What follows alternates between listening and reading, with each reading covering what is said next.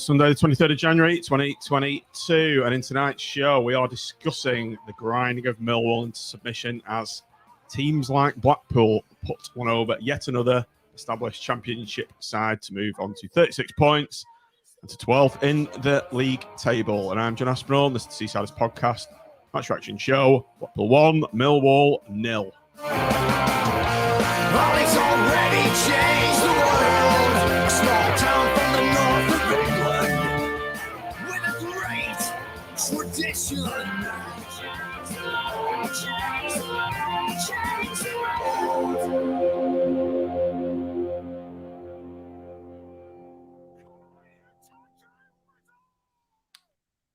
Good evening, everybody. Welcome back to the Seasiders podcast. Unmute yourselves, gentlemen. Unmute yourselves, Mitch, Tim, unmute yourself. Joe, you may unmute yourself and allow all that awful static in. Equipment problems yet again, but we'll sort it out for the next week. Welcome, Tim, anyway. Good to see you for the first time in a while. And good to have you back. I was just saying in the green room beforehand, I've just had my mid-season break along with the Scots and the Germans. So I haven't been on, I don't think, since the day after New Year's Day. No, you haven't. So I've had a little bit of a sabbatical. Been sorely missed. I'm back. As everyone can see on the video, we are utilising the new virtual background facilities of StreamYard. So Tim's got the if you move your head slightly to the back, side, Tim, you duck under it. Guess who's back? Banner of the North. Yeah. Have you got the badges for those? They're brilliant. That they've got the Muckers badge, which with that on it, which is great. I've got a little story as well because I've got the North for those on the audio. I've got the North in the background, and I was with a Blackpool legend last night, Tony Green, having a few. Well, I didn't have a few shickers. I drove because I'm doing a dry January, apart from Fulham next week if we go, and. He was saying in his usual Scottish twang, he was really going on about the noise from the north, saying bloody hell, how loud is it from there? So because obviously he tends to sit upstairs most weeks, and so he was commending the decibels from the north last night. So which is good to hear. Then we'll move on to the fact of the atmosphere in the ground. It was a tad stale, but we'll come on to that shortly. Mitch, you've got your boy in the background fist pumping as well. I love it. I love these variations of Big Gaz that you're getting each week. Well, there's just so many sides to Gary, isn't there? So, particularly the goal. And people just say he's big. People like our accredited friend branded him a target man. Here he is. He's in the comments. I think some people don't understand what a goal machine actually is. It's not just the end product; it's everything that goes into goals, and that's what Gary brings. I think his strapline should be much more than a goal machine.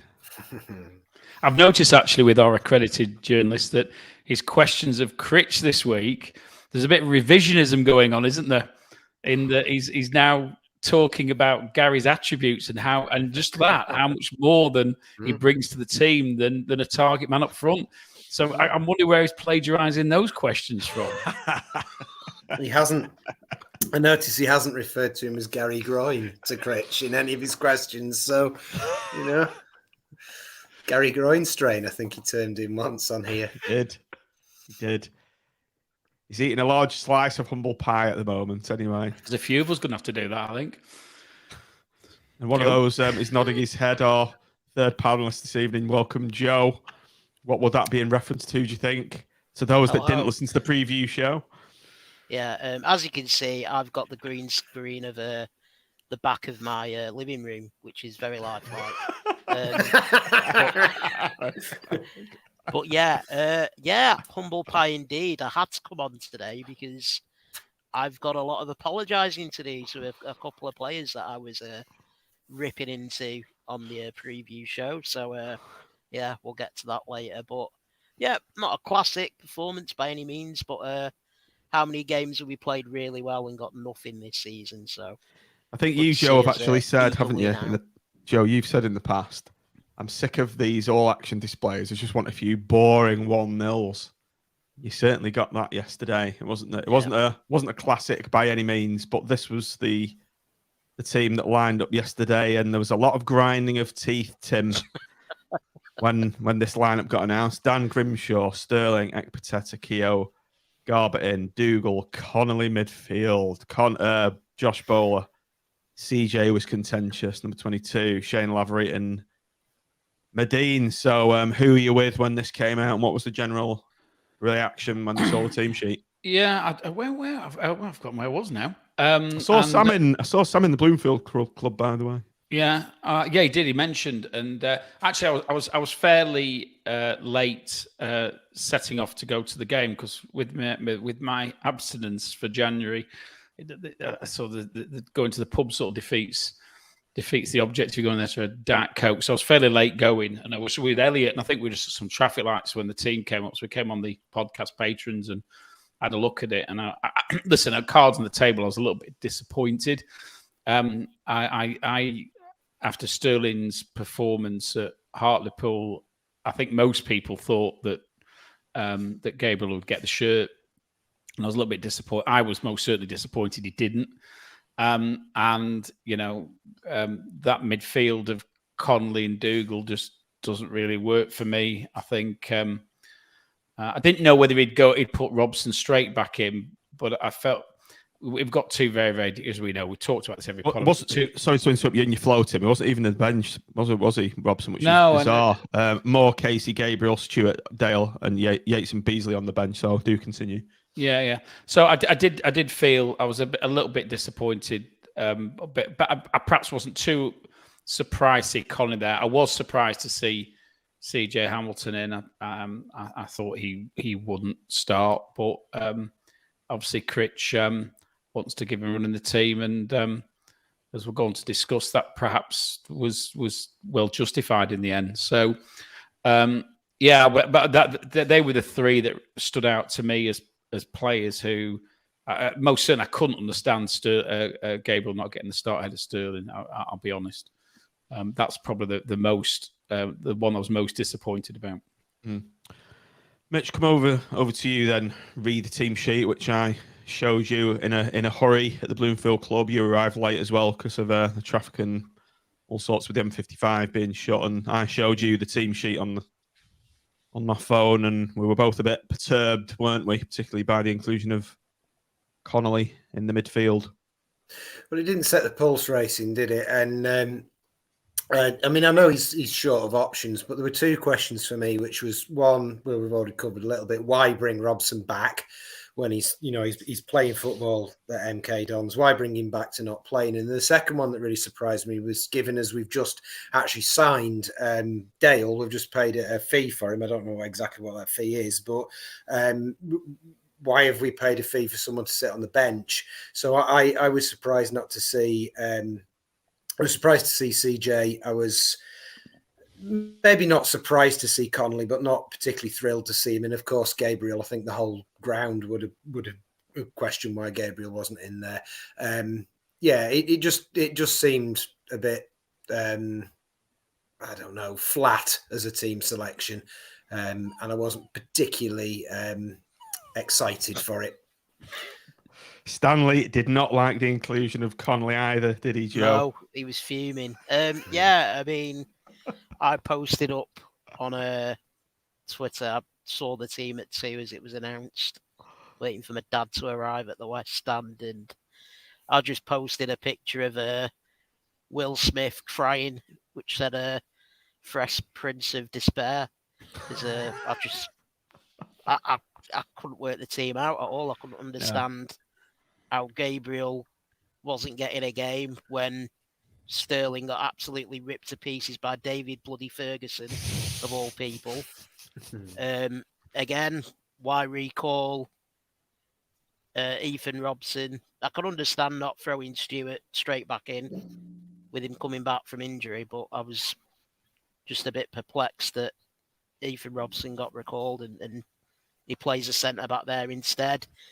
CJ Hamilton, I was very surprised to see his name on the team sheet. I thought Owen Dale would have started for sure. And even Shayne Lavery. I mean, Shayne Lavery had a very poor game against Hartlepool, missing a couple of easy chances.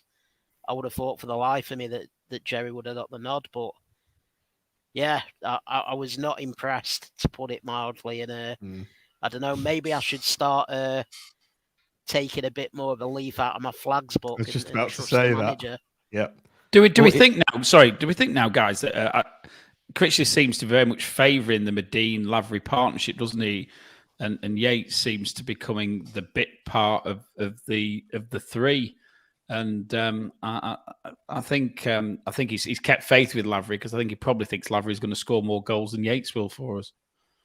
Don't know what anybody else thinks. Well, and Medine's untouchable, as Mitch will no doubt go on to elaborate. I think just Lavery, he's got more chance. I don't do this thing, but I think he can score a goal from nothing, whereas Yates has to be played in. Right, he does create his own goals, but not as much as Lavery can. I think Lavery's just got an extra facet to his game. I think his determination, his will to hassle and run at players is Jerry does that, but I think Lavery does it slightly better. Yeah. One thing I did hear Critchley say on the radio on Radio Lancs afterwards was that he set up this game purposely to not nullify Millwall, but he said he had a plan. He stuck to his plan, and the plan ultimately worked out. And I think that was reflected in the selection of Connolly, but it didn't really make it a great spectacle. Tim, did it? There was some good noise in the north from the outset, but everyone I was speaking to was, God, this is a bit boring, isn't it? It's flat. And as we had our little exchange on the Patreon WhatsApp group, I described it as tepid, and you returned that over the net with... I volleyed it back with insipid. We're having a optimism off on the chat anyway. Go on. Yeah. So I think it was right, though. I think as we got to half time, interestingly, Ash Knowles is in Spain at the moment, so he was watching it over there, and he was saying, I can't hear the north. There's no atmosphere, and get behind the team, lads. But the problem was in that first half, the tempo wasn't great. There wasn't actually a lot to get you off. Well, we were off our feet permanently, but there's nothing really to get you excited. At half time, it was. I think there was a negative vibe about the way we'd played in that first half, and all our concerns about the way that team set up, and Sterling's contribution to the attacking side of the game, and Connolly, this Connolly and Dougal, two defensive midfielders, and CJ's performance in the first half, all sort of summed up those concerns, didn't they? I think I thought Bowler had a decent first half. He was fairly lively for me, and he got a couple of shots off. But bar him, I think everybody seemed rather subdued. That was my assessment of the first. I saw it's very difficult when they're attacking that south end because you don't see it in as much detail. But Bowles, to me, seemed to be the only one who was really had a spark about him, and yeah. So I think the crowds. The crowd's reaction was a reflection of what was going on the pitch, which wasn't that great, really. It was quite a dull game, I thought. Mitch, the viewpoint of the first half from your end, obviously you sit in the south. Yeah. Bowler's chance being the only thing that's getting you off your seat pretty much in the whole half.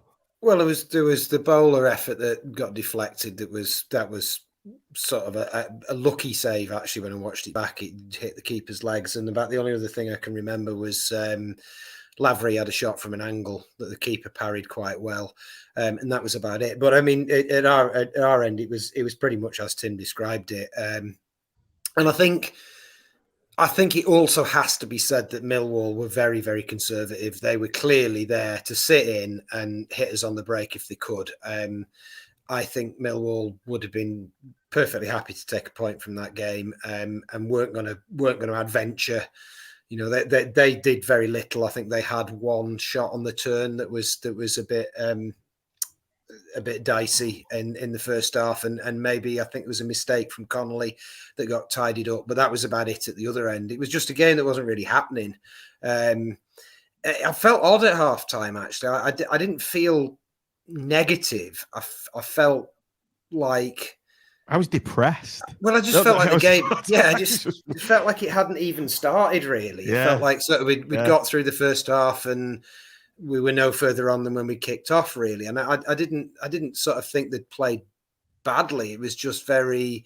It wasn't even cautious. It was just all very slow and very Run of the mill. tentative. Yeah, it was very Do you- tentative. And You had CJ, didn't you? Every time we pushed down that left, CJ and Garbutt was going to. CJ went and hugged the touchline where there was nowhere for him to go, and I'm like screaming at him to come inside and create some space for Garbutt, because if he'd come inside, his man would have followed him. And it was like predictable is the word, particularly down that left hand side. I think to be fair to Bowler, he was a foot above everybody else in relation to the way he was playing. But that left was awful in the first half. It was a rare spark, wasn't it, Joe? Let's come over to you. Your thoughts of the first half now. I always remember Tim's said made comments about you being on your phone at a game almost, and my benchmark of how boring or bad a game is the amount I'm on my phone during the game. I was constantly on our WhatsApp chat group, like making comments. Fucking hell, this is boring. So, how was it for you, darling? To be fair, I spent most of the half talking to my dad, because I go to the games with my dad and my uncle. Like, rotate it. The other goes one week, the other the following. And he was saying, "Oh, we're hammering them, we're well on top," and I was like, "All right then." Yeah, it was. To be fair, Nothing happened, did it? Nothing happened. Like Apart Mitch from- said, they had the one like half chance which they screwed wide. I think what you got to remember about the game was, as much as we're having an injury crisis, so are Millwall. Millwall are missing some absolute key players, like, Jed Wallace, Bradshaw was out, that Ojo was out, and you could tell the way that they were just packing the midfield, that they'd come for a draw. It was very frustrating that we'd get the ball, the usual dilly-dally in the back four trying to play out, and we'd get to the halfway line, and it was just like a blue wall camped on the halfway line, and we'd go backwards. The game was crying out for somebody to really grab it by the scruff of the neck. And Bowler, he had a few little runs in the first half, but yeah, it's like you say, Millwall were just happy to come for the point, and at half time, you knew that it was going to take a little bit of creativity, a little bit of magic to break them down. And at half time, I'll be honest, I didn't really see, other than Bowler, where it was going to come from. One thing I said at half time, Tim, on the group, was like, this game is either finishing 0-0 or 1-0 to one side, but I'm not sure which. But luckily it ended up being us. Just want to draw your eyes to this comment from John Scott. I do think long term that Connolly will be converted into a decent box to box midfielder. Your thoughts on that? Begged. And listen, and I think it was said on the preview show, wasn't it, that we want to be careful here, because we don't want to denigrate one of our own players too much. But for me, Sam's watched him quite a bit with being the Fleetwood photographer, and he's a good player, but he's a defender. He's a defensive player, and generally plays in a back four, back five, or whatever. And if we're playing a three midfield, I think he could play the defensive role in that midfield, a little bit like Stuart does.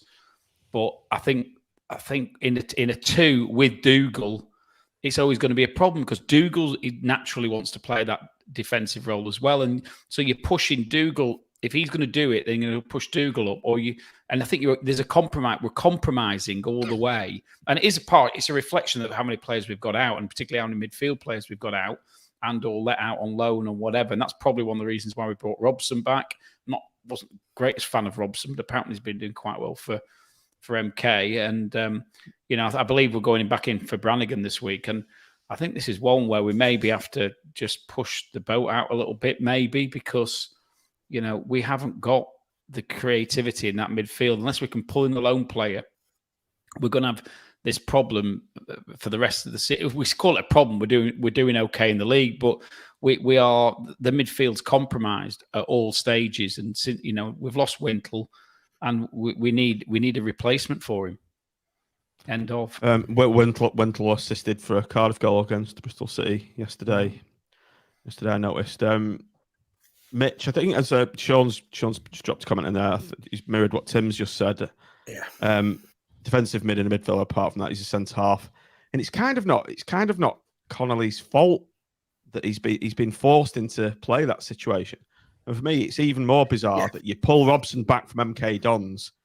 All right, he's not a world beater, but that's his specialist position. He's going to do a better job than Connolly in there. So, all right, we got the result, but having Connolly in there put a terrible flat experience on the game. All right, we've scraped the result, but it was a funny decision for me to play him in there.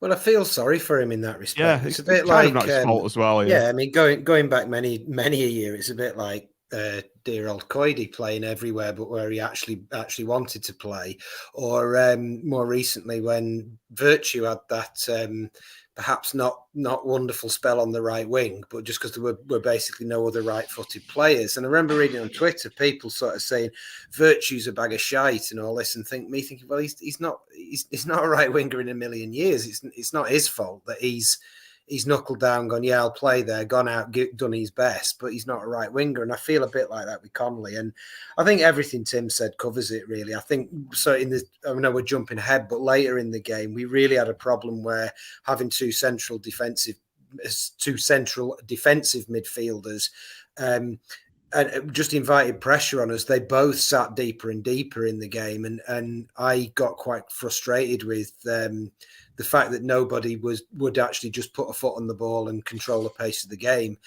in the last sort of 15, 20 minutes, which I no doubt we'll come on to.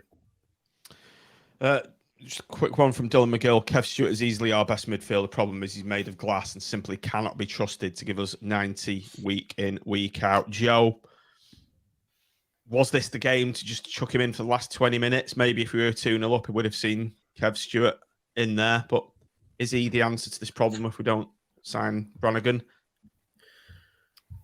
Yes and no. I know that's pretty non-committal. He keeps things ticking over more than Connolly. He's a more cultured player. He's a cultured player, isn't he? Yeah. He's a very good central defensive midfield type player who's a decent pass on him. The problem is, like you say, his injury record.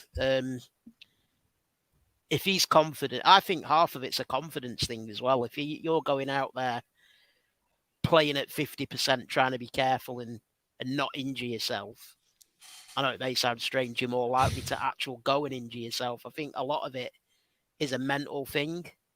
And if you can get past that, I think it'd be a really big asset to us. But like you say, it's a massive risk from now to the end of the season not to go out and get a player that's 100%. Well, you're never going to get a player that's 100% not going to get injured, but somebody without a reoccurring injury that seems to flare up every 2 or 3 games that he plays. He'll play 2 or 3 games and then miss 10. You need somebody with a better record than that. And it is a shame because he is a good player. Joe, I think Critchin is had suggested, hadn't he? I think it was on Thursday or Friday, that it's part of this is mental now with Stewart, in that he just has this perception that he's going to go over. And you can understand it, can't you? 'Cause it keeps happening. Yeah. That he thinks he's going to go over it again. So there is a psychological element to the reason why he's not starting at the moment and why he's not available at the moment. And, that's disappointing, but it is understandable as well, isn't it? I've had injuries in the past where as soon as you come back on the pitch, or on the combination for me in my case. But you think I'm going to go over it again. You just know you are, and more often than not, you do. If we were 2-0 up, maybe he would have risked him and brought him on with 15, 20 minutes to go. But I mean, it was dead funny. My dad at half time was saying, "Oh, do you think he'll bring Yates on at half time?" And I'm like, Critchley making a substitute at half time. Good one. Usually with 15, 20 minutes to go, he'll make that first sub. Yeah, so we're talking Ethan Robson, we've got Connolly in there, we've got Stewart potentially coming back, but they're all the similar type of player, aren't they? They're not going to, as Joss has just said in the comments there, we need a killer pass in midfield. Well, Robson was very defensive, wasn't he? Robson was sitting in front of the back 4 player. And I think, again, to be fair, I think somebody said that in the chat. Yeah, Josh has said it, hasn't he? So We want, and I know we're not going to get him, and I know, and we'll be very lucky to find him, but we want like a KDH type player, don't we? And somebody who's actually going to go at the opposition a bit, or nay, I say a Charlie Adam. Well, I think we need one of two things. We either need somebody who's going to absolutely dominate it, like Andy Morrison used to many years ago, or we need somebody who's Wes Charlie, who's going to be, box of tricks, shooting, threading the needle. One of those two will do. But we've got lots of players who are in between that. We've got lots of players who've got a bit of a pass on them. They're not bad players technically, but they're not going to they're not going to unpick a defence, but neither are they quite going to dominate. Dougal's a ratter, isn't he? He's not a dominant midfielder. He doesn't terrify the other team. Stewart is maybe a little bit more physical than him, but he's not a bully. So we've got lots of players who are just in between in what we need. I think we need somebody with real character. That sentence just ended there. I didn't know how it was going to end. So, and don't forget, dead air is a crime. We will sign Brannigan, says Daz McKenzie. This saga, Tim, is going to roll on and on, isn't it? When we're on the 23rd of Jan, 7 days left. Yeah, I think this could be the stellar signing, and this could be the key to us having a successful. And Thornley plays a role in this, I think, doesn't he? And it's how he's valued in any deal, and not on the bench as well. Again, we recalled him. Yeah, and that's obviously been done for a reason, hasn't it? That looked a bit petulant, maybe from us. But equally, if Brannigan wants to come, and I think they're a bit upset with his agent, aren't they? He was trying to leverage things a little bit. And, if it is going to happen, I think Sean makes a valid point. It's been going on all through January. And we just, if we're serious about wanting him, then we have to get very close to their valuation. And we cut a deal with Thornley in there and make it happen. And listen, if we want it to happen, I'm sure Simon will make it happen, but it will be on a prudent financial basis that makes sense to Blackpool Football Club, not at any cost. And I think that's where the stumbling block will be if it doesn't happen. But we've got to also I'm sure we'll have a plan B and a plan C, because we need. I think it's recognised we need somebody in that position. MB's just Jesus, what's that? MB's just dropped a decent comment in. Is he worth all this? Surely there's better quality available abroad for all the money. Mitch, it's a fair point, isn't it? Given the dearth of talent on the continent and further afield. Yeah, I mean, I don't know. I don't know how good Brannigan is. I mean, I've only seen him play when we've played Oxford, and I can't say I noticed him. I mean, I was completely obsessed by Brandon Barker, who played for them. I thought he was superb, and I don't particularly remember Brannigan standing out. But yeah, I mean, you'd think somewhere go for Barker, actually. He's a Rangers player, isn't he?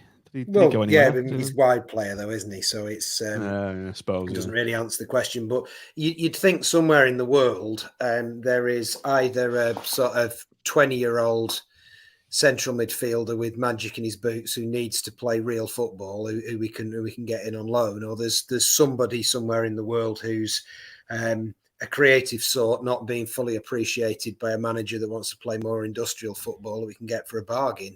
If we're going to have to drop best part of £1 million to get Brannigan, I mean, I don't know whether that's the right decision or not. I've read very good things about him, and his highlights reel looks very good, but all players look very good on the highlights reel, don't they? You'd think for that sort of money that there must be somebody else who can pass a football with a bit of imagination available. Grant Ward. A pro come to Stephen. Grant Ward looks like he's progressing well with his injury on Tangerine TV. Joe, is he potentially a solution if we don't land our man from Oxford? I want to make two very bold predictions. Go on.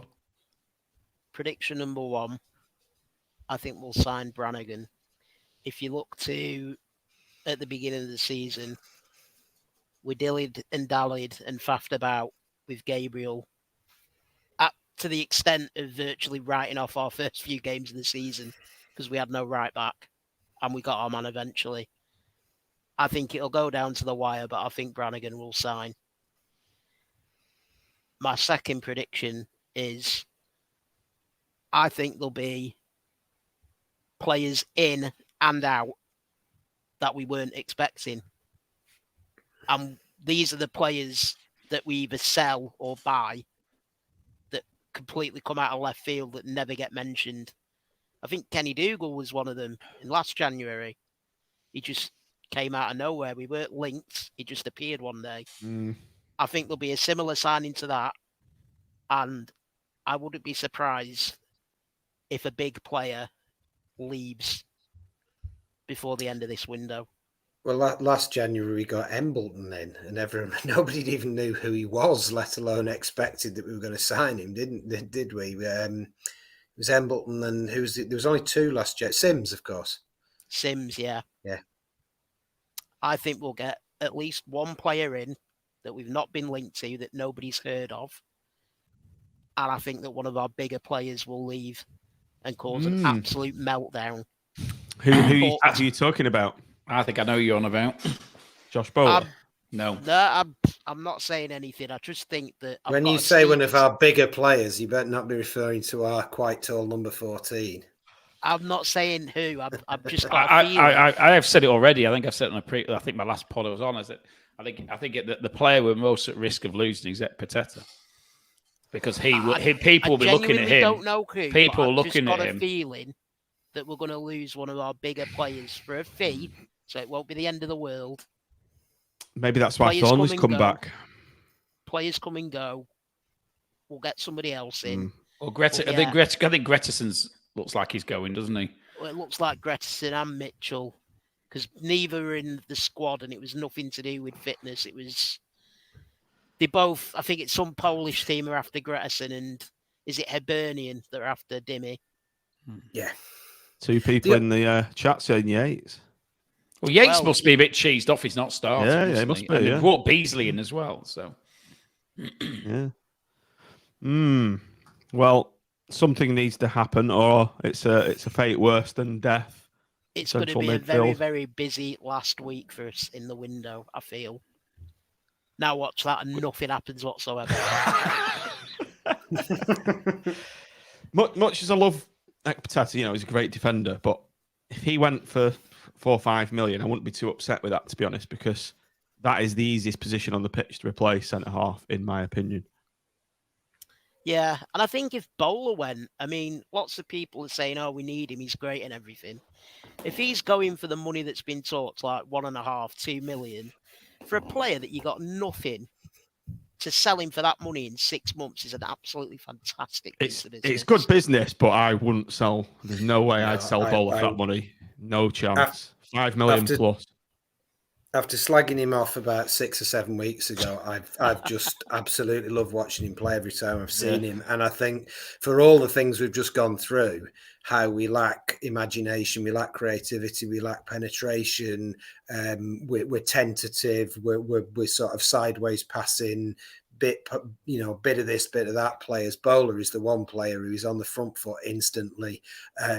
And imagine without him yesterday. Imagine the game yesterday without Bowler. Agony. It would have been agony. It would have been absolutely dismal. I mean, essentially, we'd have been Millwall because they really didn't have anybody with any cutting edge for most of the game. I think until they shifted it round, and we'd have looked like P&E did when they played us, when they just had absolutely nothing. They were idealists. They were, and you just kind of, even though it's them, you sort of think it must be hard. It must be hard watching that week in, week out. And Bowler makes it, let's be blunt about the current set of players who are fit.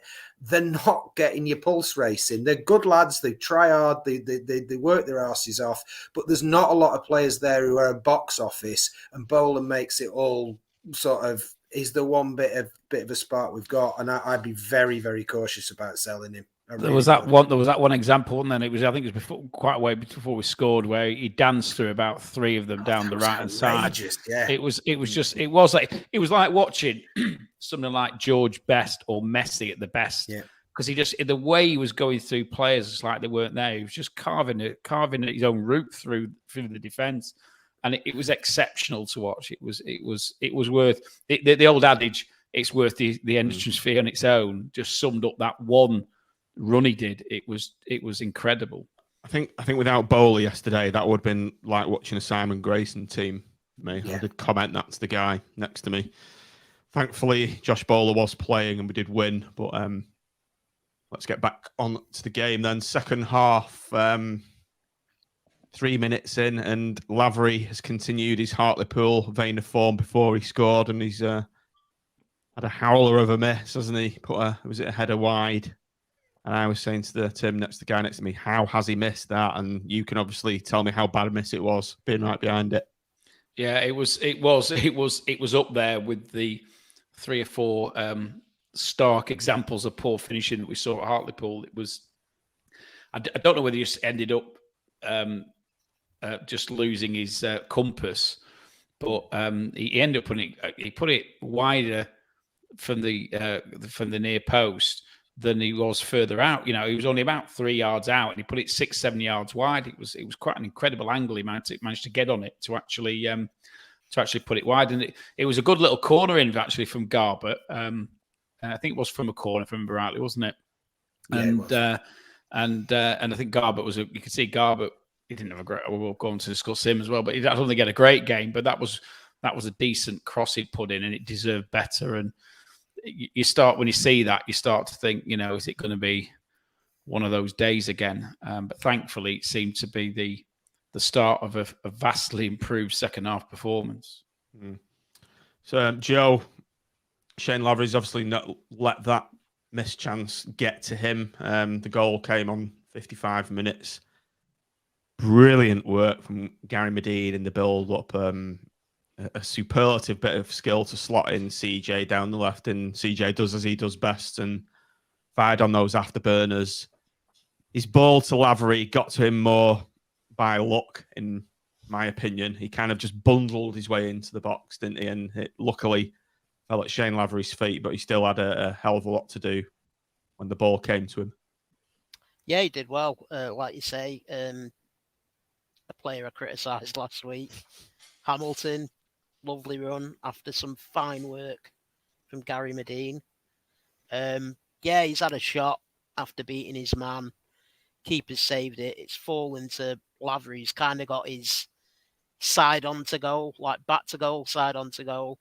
And he's shifted it onto his other foot very calmly, found the bottom corner. He could have snatched it that first time and made a right pig's ear of it. So, yeah, did really well. It was a good team goal. Because, like you say, the way Medine brought the ball down and put it into the path for Hamilton. Hamilton doing what he does best and driving forward with the ball. It's a shame he didn't score, because probably would have done his confidence even more good. But, like you say, luckily the ball fell to Lavery. And Lavery needed that, because, like I say, I've criticised him. I've criticised everybody recently, to be fair. Been a right miserable bastard. There's a pattern though, Joe. Whenever we tend to get on the backs of certain players, they always sort of deliver afterwards. So they must watch or listen to the pod. That's all I can say. And maybe you know it's the kick up the backside they need, because most certainly it's with Josh. He's been incredible since we had to go with him. Yeah. You're all crap. There you go. That's Fulham sorted. So, Mitch, we mentioned Luke Garbett previously. Unfortunately, he's limped off on 67 minutes. I don't really know what the injury was, but he wasn't on his knee. He had a big strapping on his knee afterwards. I think he had an icing on his knee, didn't he? So hopefully it's just a knock. But you know, he was a bit hit and miss, wasn't he? Garbo, yeah, he was a bit. The good. He played. There was a corner I think Tim mentioned before, and he played first half. He played a lovely little sandwich pass over the top, which CJ ran onto and was ultimately set up the sort of one chance we had where Bowler brought that save from the keeper. But he just looked a little bit off the pace, and there was that dreadful challenge that he got booked for that was just unnecessary. I think he got caught a bit flat-footed and just ended up lunging in, and it was a daft challenge, and that led to the that led to their best chance. They sort of pinged it into the box, knocked it on, and put it just wide. And it would have been a stupid goal to concede, really, because it was a completely unnecessary free kick. I mean, I suppose you've got to say it's his first start back from quite a long time out, and players do look a bit rusty when they come back. And I feel really sorry for him. He's kind of just flat to deceive this season. For me, he was one of the players that I thought would really step up into the Championship. I thought he had that quality and pedigree, but he hasn't, has he? Or in my opinion, anyway. He's not done as well as I thought he would, I think. No, but I think there might be some sort of certain factors in that. In that, I think he's probably better as a wing back than he is as a defender in a back four. Secondly, the higher level at League One, as a fullback in a back four against weaker teams, you get to play more like a wing back. We dominated more games, and he had less defensive pressure. So he got to do what he does well, which is get forward and sort of join in with the midfield and deliver those sort of Beckham style balls from deep and stuff. And I just don't think he gets as much chance to do that because we're playing against better teams. He's got to defend more, and he's actually not a particularly great defender. I don't really notice that much difference between somebody like, say, I think defensively, if you put somebody like Dougal at fullback, I don't think you'd see he'd be that much worse a defender than somebody like Garbett is at fullback. His attributes are primarily attacking, and he doesn't get to do it as much as he did last year. So I agree with you. I thought he was one of the nailed-on Championship quality players, but I don't think it's really playing to his strength, the way we play, or the fact that we are under a lot more pressure. But I was saying at the end, I feel sorry for him because he's had one game where he's been rusty and then he's gone down again. And prior to the sort of 30 games he played for us, his career's been absolutely marred by injury, hasn't it? And again, I think there's a bit of the potential Kevin Stewart's about him, which I feel sorry for him because he's a likeable lad. Yeah. Okay, Tim. So talk us through the closing embers of the game. We did, as we have been doing for several games now, just see we didn't have a defensive change. Joey Yates did come on for Shayne Lavery, which I thought was a bit strange actually, because Lavery looked very dangerous and chasing things down. Yeah, it was a strange one, that one. I don't know. Did you think the same there? Yeah, I thought Lavery was quite lively.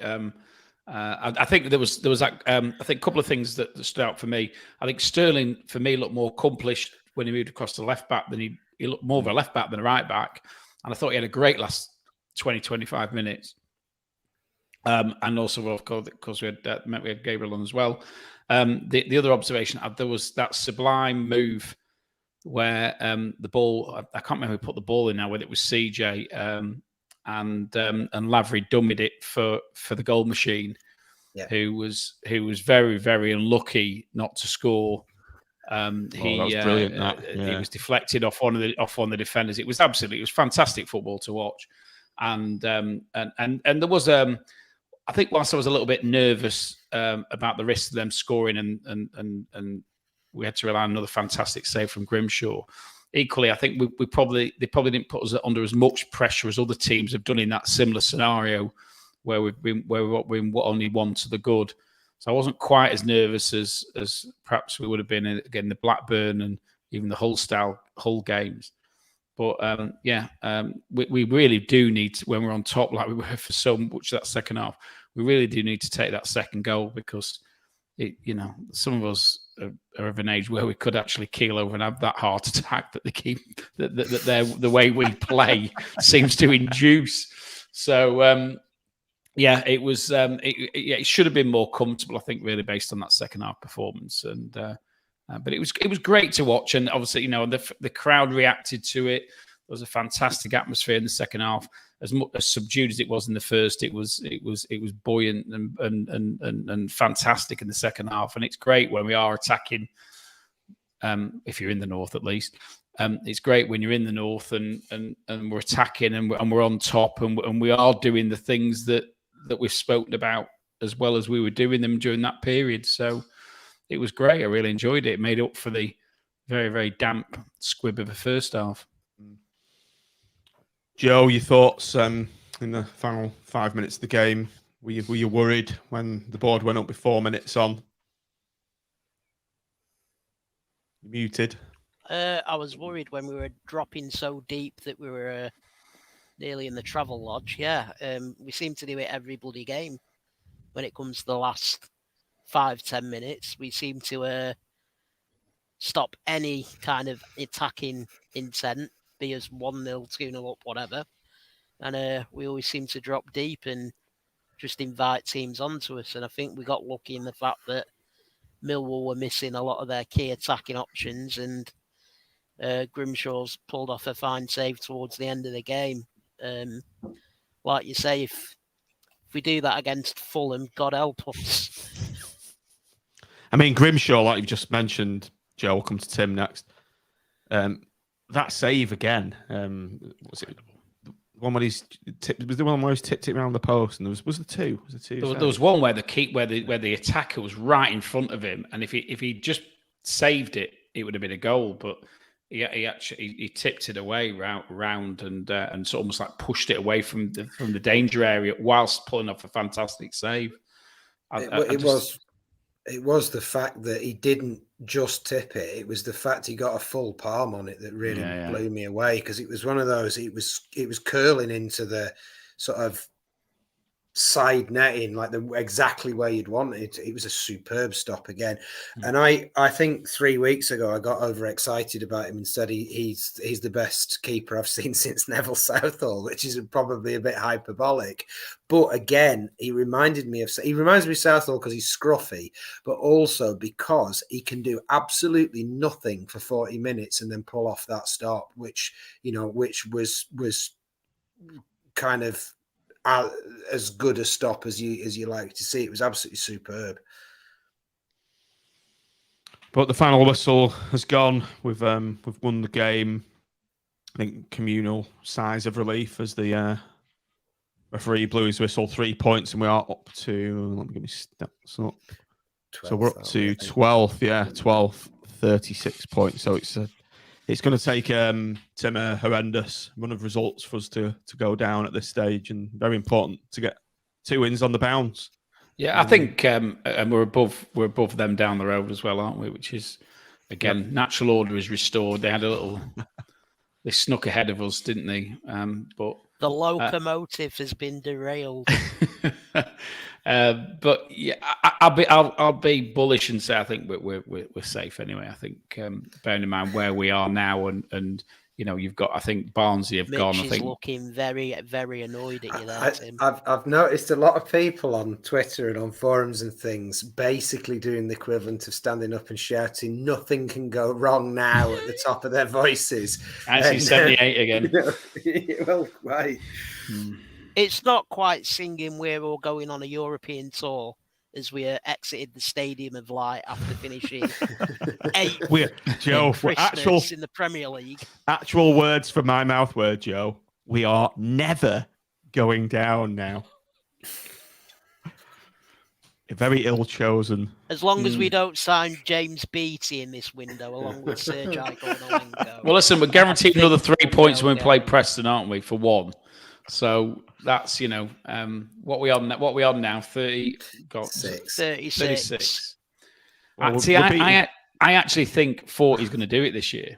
I think 40 will keep it 3 up. or 4 more wins and we'll be fine. No, but you've got to look at the I think that there's one spot. There's only really one spot. I mean, Derby and Barnsley have only got 14 points each. It's certainly going to be nowhere near the 50 mark, is it? That people quote. I think 43 to 45 season. And some years it's been 50, hasn't it? But it's. I don't know what Pete. I can't read that because it's that small. There we go. All right, can we go? All right, so have a look down the bottom. I don't know where the next team is after the bottom 2. So Peterborough on 19. So we've got almost double their points total. Reading are in free fall as well, because I think they've got an embargo, haven't they? Deducted 6 points, so they're in the shit. Derby are gone. Barnsley look gone. Peterborough, there's 4 real relegation contenders there, isn't there? I think Cardiff and Hull are putting a bit of a run together, aren't they, as well? So they'll probably pull I'd through. say Cardiff downwards is you're going to have your bottom three out of them teams. Yeah, there's a 6-point gap then, isn't there? But listen, I'm not.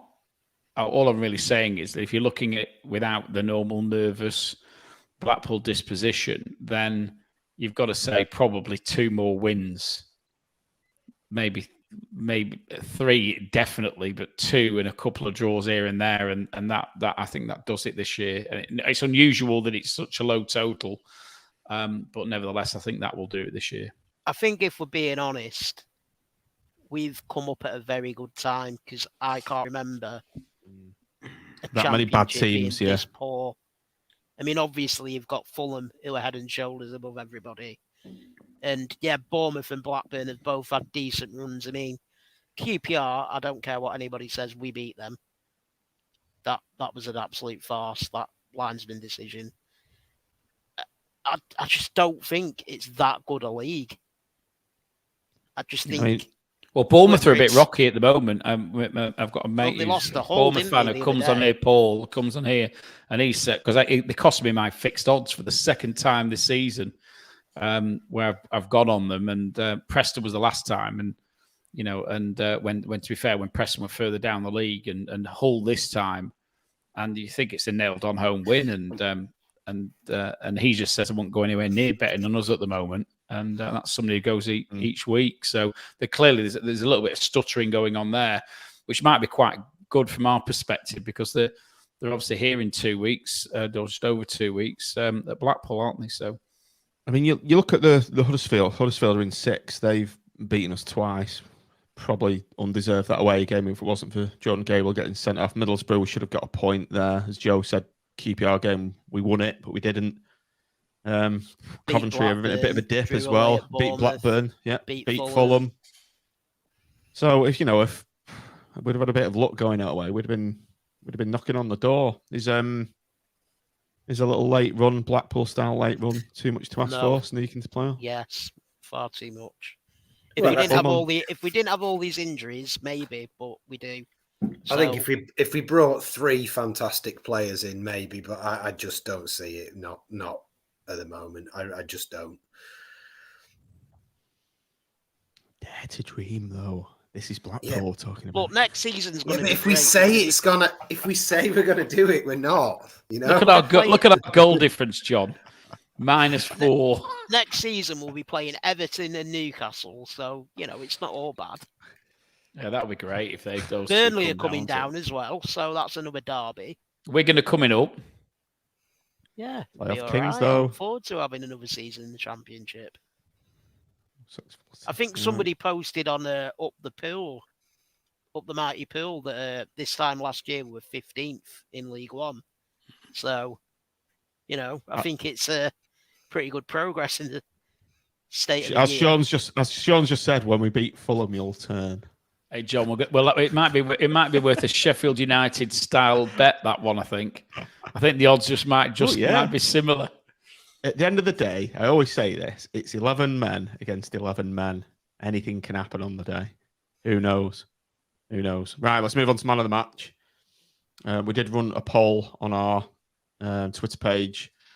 The results were Sterling won it on 47%, Bowler second 40%, Lavery 8%, and Grimshaw third on 3.8%. But a lot of people were saying Tricky Dicky in there also. So let's go around the room. Joe, let's start with you. Who's your man of the match against Millwall? Another player that I absolutely buried on the last pod. I'm going to give it to Dujon Sterling. After a bit of a shaky start with a few misplaced passes, I thought he was excellent. He made an absolute class last-ditch tackle in the first half. Defensively, he was great. Even when he switched over to the opposite side, I thought he did well. Yeah, I thought he was excellent.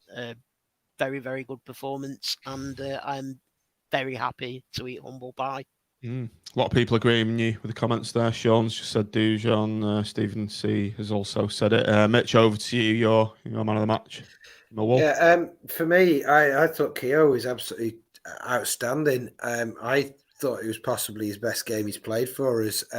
He, in the last 15 minutes, our defence and our midfield were panicking like hell, and he was invaluable. I thought Millwall had some very big players. He won a lot at the back. Marvin didn't actually win as much as he normally does at the back. Keogh was really dominant against a really powerful forward line. So I'm really can't decide between Keogh and Bowler, but I'm going to go for Keogh, I think. Over to you, Tim. I can't look beyond Bowler, me. I just thought his everything you want to watch in a game of football, he was doing, taking players on effectively, and getting people, those who were sitting on the feet, and he's taken a little bit of stick earlier on the season for making wrong choices. I don't think bar one occasion, and it's always going to happen when you're taking players on. You're not going to win. You're not going to get through every time. I think bar one occasion that I can think of, it was a positive contribution when he did it, and I thought, I would be very, very disappointed if he goes in this transfer window, because he's everything you want to watch when you go to a football match. I think I'm agreeing with you, Tim. A lot of people saying Arteta's more replaceable than Bowler, but he isn't. So it's a fact that those sort of players do not come around very often, and decent centre halves do. And I think it'll just be absolutely a real bad move if we do sell, unless the offer is ridiculous, like we said. I don't know, 6-7 plus. Okay, let's move on to the player ratings. Joe, let's start with you. I don't know why that's scrolling across the bottom, but Dan Grimshaw, saving our skins yet again. You're muted. Oops, that's me, sorry. Sorry, Joe, go on. Sorry. Dan Grimshaw. 8. He didn't have to do much, but what he did do was excellent. Short and succinct. Mitch, do you give a score? Do you give a score then? I know he didn't. 8. No. Yeah, I did. Did 8. Right at the beginning. Tim, you're putting this into. I think you need to start drinking again. I know. Dry January, my arse. Mitch, Dujon Sterling. Douche 9. Started badly, slicing the ball all over the place, grew into the game, and was terrific at left back. 9. Did you hear that, Tim? I did. I don't just checking. I didn't think it was that good. I thought he was great when he went to left. But anyway, so it's a game of opinions, isn't it? Yeah, kind of agreeing with you there. And I was a bit worried when he went to left back. He's I was, but I thought that's where I thought it was where it plays. He made a superb tackle that pulled Connolly out of the shit on about 25 minutes, and thereafter he was really good. He was dreadful for the first 20. He'd made 2 really, really woeful clearances where I wrote in my blog that he looks like he needs to practice kicking a football, which isn't a very good sign for a footballer. And that tackle as well. That tackle just seemed to switch him on. And after that, I didn't think he put a foot wrong. I thought he was excellent, both at right back and left back. So I'm sticking by it. Richard Keogh, Tim. By that analogy, it should be a 10, but I'm not going to go 10. I don't think it's quite up there. I think it's another 9. I thought he was. I agree with everything Mitch said about his performance. I thought he was. I actually missed. Sort of like I was turning, chatting, and I turned back and I caught it, but only just. I wish I'd seen the whole move, but he did a fantastic challenge to the left-hand side of the goal in the first half, which was just fantastic. It was just physical presence, accuracy of tackle, came away with the ball and made the Millwall player look a mug. And he's back on top of his game the way he was before he got injured, isn't he? At the moment, I think, which is great for us because he's got a bit of talent in there as well with the ball at his feet, which is great from a point of view of bringing the ball out from the back as well. So it's a 9 and a very good 9. Stephen C said that dribble from Keogh was Maldini-esque. It was a decent dribble. I think he lost the ball in then, so I won't go that far.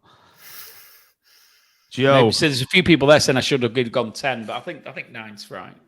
Yeah, I'd go 8, but as you said, Tim, it's a game of opinions. Joe, Luke Garbett. I would give him a 6 because I'm feeling charitable. I think, like Mitch said earlier, it's his first game. Do you not want to use the FPRS system here? No, I'm quite happy with my 6. It's a bang on 6. Tried his hardest, and I feel for the lad that this was his opportunity to get a run of games because every other left back's injured, and then towards the end he gets injured himself. I hope it's not too bad for the lad. And 6.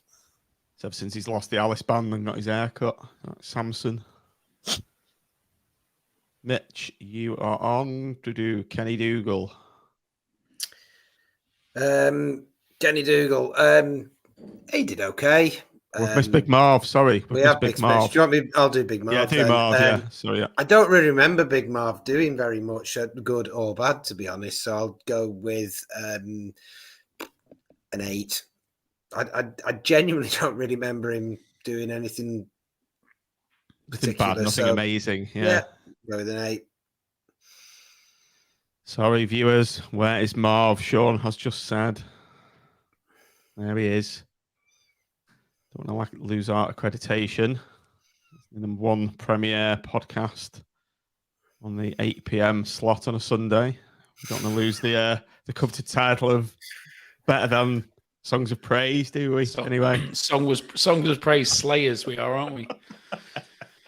The Blue Tick podcast. Right, where were we? Lost my train of thought. Kenny Dougal, Tim. One of your faves. Was he a fave today? He was tidy. I think it's probably the way to describe his performance. I think he was.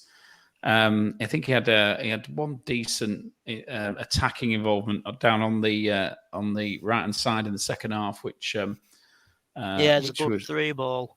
Yeah, it was decent. But we need more of that. We need more of that from one of the 2 of the central midfielders, which is going back on what we spoke about before. So I think it's an 8+. I'm going to use my own for shades of grey. I think it was an 8+. I think he was better of the 2 in midfield for me, but not exceptional. Doesn't help having this man next to him in the midfield. Joe, some may describe you as one of our slightly more cutting members of the panel, so it's probably good that this has come to you. Callum Connolly, was he good or was he bad? 9+. No. I'm going to be slightly fairer than you think I'm going to be and give him a 5+. That's quite harsh. Was it that bad? Oh, it's just that 50p skew. I can't get it out of my head. Everyone knows what I'm talking about. It's very easy to slag somebody off that's being asked to constantly play out of position, which is why I gave him a plus. It's not his natural position. Josh Bowler, but we won the game, didn't we? And we didn't concede. So yeah, let's cut him a bit of slack. 6- maybe. Josh Bowler, Mitch.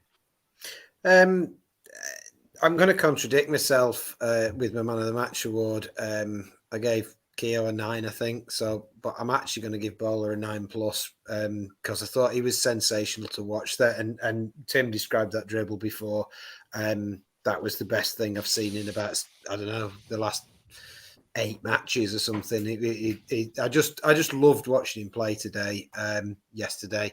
So I'm going to give him a 9+. And I think people keep saying, well, if he had end product, but I think in a sense, though, isn't it? It's coming. Yeah, and the chaos he creates is the end product. You know, an end product isn't just an assist or a goal. It's the fact that you start at the edge of our box and he runs all the way up the pitch and we're at the edge of their box, and that is a form of end product. He can take pressure off as well, and when we're back to the wall, get it to Josh Bowler, the pressure's off. Yeah. That is end product as well. And I must also put in that sliding tackle. I don't know how well those of you in the north saw it. That sliding tackle he made towards the end was superb. He slid across, put the ball and the player in virtually into the stand, and then just sort of got up and shrugged it off as if, I do that all the time. That's how I play. And just everybody else's mouths are open that he's done it. You know, it was great. Now, Simon, if you're listening to this, do not sell him unless the offer is ridiculous, please. Tim, CJ, Hamilton, poor in the first half, a lot better in the second.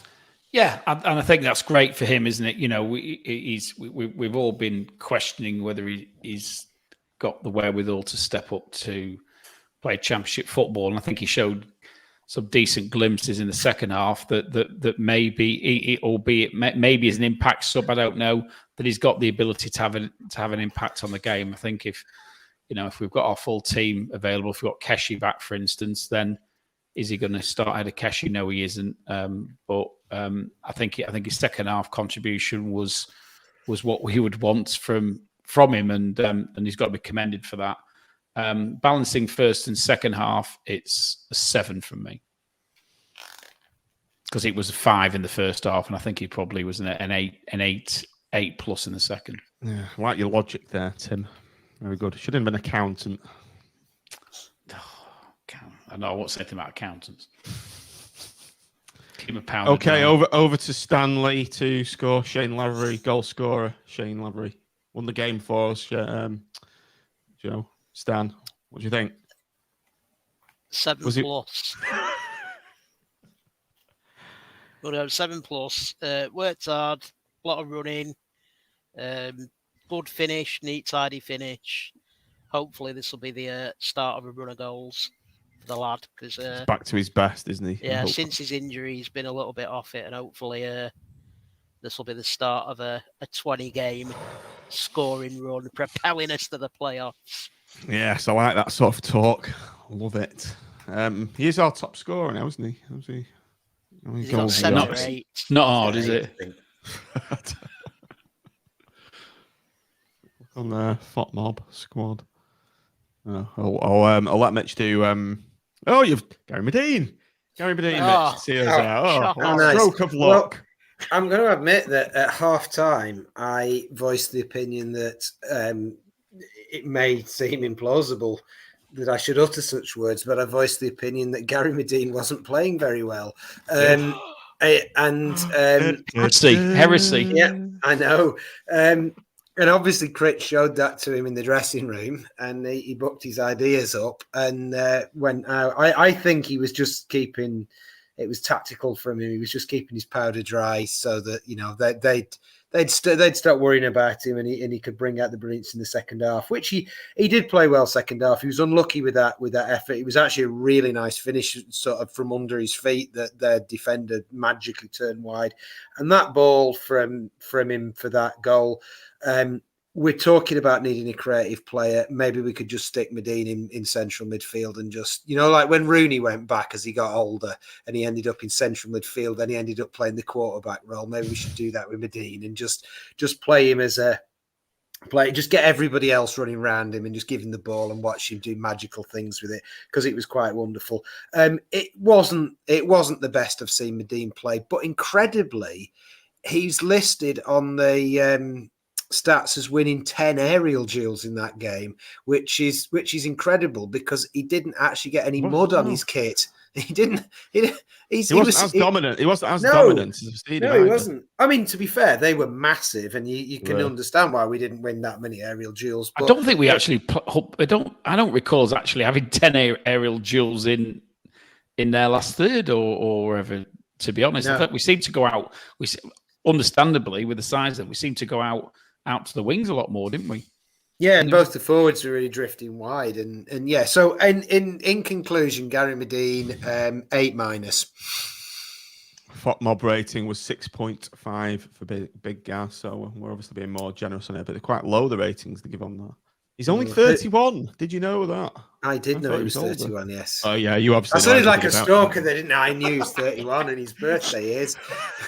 Here's his home address. Yes. 2 kids. This is baby's wife. Yes, it's in my cellar. I'm your biggest fan, Alan. Do you want to come and see my brother-in-law in Ipswich, Gary? No way.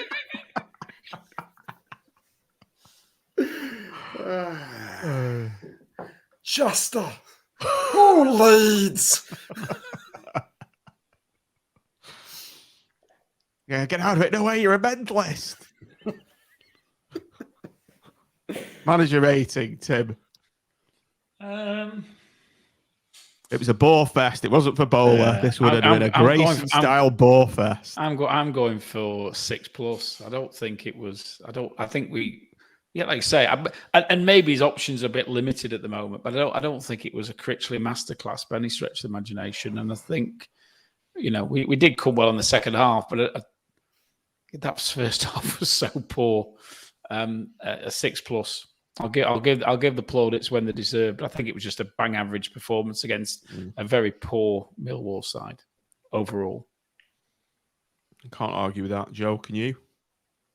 8. We beat a well-established championship club without breaking a sweat. I like the alternative viewpoint, Mitch. When are you going to sit in the middle of this? Yeah, I was actually. I was going to say, I think Tim's been a bit harsh because I think he had so few options, really. I mean, he could have played Gabriel. He could have played Ethan Robson, but I mean, come on. If we're pinning our hopes on a sexy attacking football on Ethan Robson, who fell out of our League One side before we got good, really, then I think we're getting a bit desperate. So I was going to give him a 7. I want to give him a 7.25 in a variation on the fielding scale, but yeah. Do you allow that, Tim? Do you allow a variation on the system? There's always room for improvement. So maybe we can come up with some additional symbols to plus and minus. Decimalize it. Start. Yeah, we could go into 2.5s and. Oh, Christ. I do like the plus and minus though. It carries a bit of weight, doesn't it? We're getting a bit like we're getting a bit like the schools board complicating the GCSE ratings, aren't we? A+, just A, B, C, D knows work, what it means, innit? don't they? Yeah. Right. Anything to add? Can I have a rant? Yeah, go on. How the effing hell do we not know whether we're playing on Saturday, on a Sunday evening? We've got Fulham on Saturday, and at the moment, nobody knows whether people have bought train tickets, they've booked hotels, they've booked river cruises, and days off work, and Fulham's got a sort of they can pick and choose when they play. If they want the game off, they should have said it for me 3 weeks ago. We've got this game coming up. If our players are selected, we're not playing. But they seem to, the way I'm reading it, it's like they can decide, and so they could see how they got on this Saturday, and then make a decision about whether they could cope one game without these 2 players, even though they're 8 points top of clear. It's 3 players now, apparently, and they want to play because they've already got a backlog of fixtures because of COVID. Yeah. Well, listen, if they do, that's great, but it's the uncertainty. In that we're going into Monday morning when I'm setting off 4 days later, and we still don't know whether it's on. So like around our dinner table tonight, it's like, well, are we going? What we're going to do if the game's off? Are we still going to go down? Are we not going to go down? It's ridiculous. It should have been sorted. They should have had to make the call 2 weeks ago, at least. Anyway, that's my rant for Sunday evening. It's a fair shout, Tim. People who've booked train tickets, you're going to lose a shitload of money because they're not cheap, are they? Train tickets down to London. No. Are you going, Joe? Are you planning on going, Joe? Or Well, thankfully, the train ticket prices put me off. Put you off, yeah. It's not just the prices, it's the fact that even if you get a refund, you can't refund all of it because they've got a £10 audit fee, which is a load of bollocks. If you can't go, you can't go. If there's 2 of you going, it's 500 notes, isn't it? It's a 500 note weekend. I mean, if you're going on the train, I'm EVing it, so it'll be cheaper for me. I've got a second road trip, rail John. card, and it's still a lot of money with a rail card. It's like 80 odd return. I'm sort of glad I've been sitting on my hands with this one. I was going to go, and I thought, oh, it's sold out anyway. No, we're going to have to request more tickets, aren't we? Yeah. Right. I've got responsibilities anyway with my under 9, so I can't go anywhere. Space in the car, John. I've got one space. Oh, is there? Oh, right. That puts a bit different perspective on it. Yeah, I might be able to get a ticket. So, yeah, we've actually might have a free weekend next weekend. So to be continued. Let me know, Tim. Right, and I think we'll call it a day there. What are we on? Hour 15. So yeah, thanks for coming on, chaps. Been a good show this evening to put a nice positive spin on what was quite a ugly game, but we've got 3 points in the bag. Right, thanks everyone for joining us in the comments. It's been a good show this evening, and then we'll be coming back with a preview show if the Fulham game is going ahead on Saturday. And yeah, so all that remains to be said is thanks for watching, thanks for downloading. I'll bring the guys back on and up the Pool. Up the pool. Down from the north of England with a great tradition.